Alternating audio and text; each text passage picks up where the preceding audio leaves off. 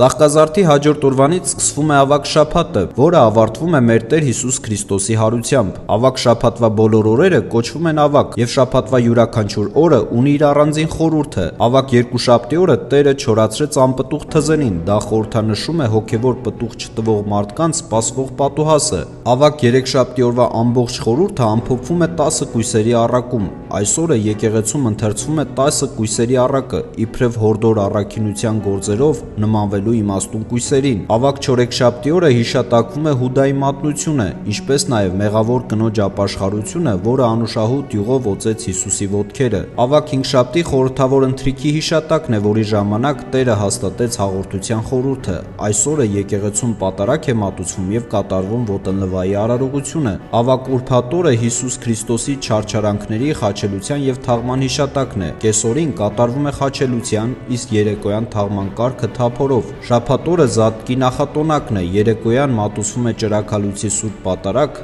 եւ բոլորը ցնծությամբ ողջունում են միմյանց ասելով. Քրիստոս հարյավ իմեռելոց։